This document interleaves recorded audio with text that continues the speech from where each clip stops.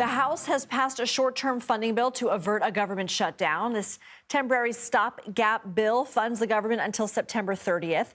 The measure increases defense spending by $6 billion and cuts domestic spending by $13 billion. It also allocates more money for immigration and customs enforcement and veterans health care. The bill now heads to the Senate, which needs to approve it by Friday night in order to avoid a shutdown.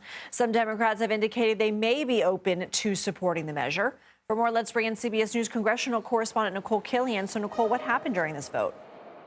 Well, it ended up clearing with Congressman Thomas Massey, a Republican, voting against this, which we expected. But what we didn't expect was Maine Congressman Jared Golden, a Democrat, to cross party lines and back this. And so ultimately, as a result, the House was able to clear this continuing resolution, even though Leader Hakeem Jeffries made clear the Democrats would stand united in opposition against it. But ultimately, getting that extra vote from a Democrat did make a difference in advancing this bill. So, of course, now it goes over to the Senate, where it will require Democratic votes to pass, as Senate Democrats haven't really tipped their hand as to which way they may vote, although Pennsylvania Senator John Fetterman has made clear that he does not support any type of vote in favor of a shutdown.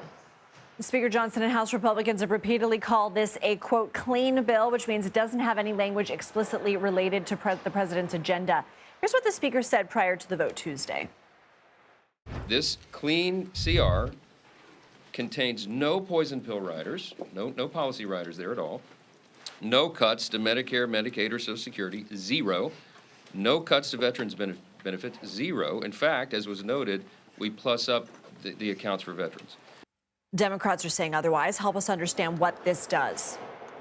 Well, basically, to Speaker Johnson's point, it is a relatively clean CR in the sense that it keeps the lights on, it keeps the government functioning at roughly current spending levels.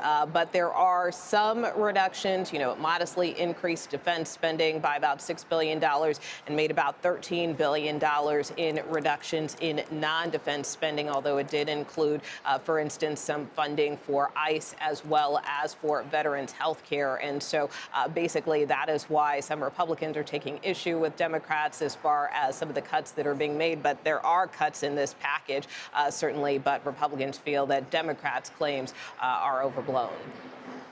What about the Senate? What is the likelihood of it passing? And if it doesn't, what happens?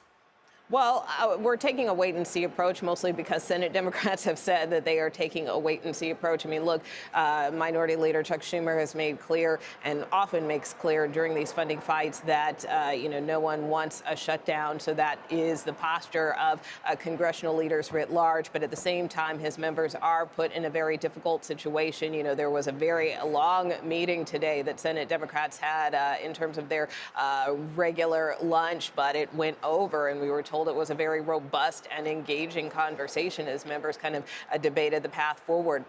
There were many Senate Democrats who walked out of that meeting saying that, this is a very poor bill, something that they don't like, but whether or not it will be a pill that some of them swallow remains to be seen. All right, Nikole Killion, thank you.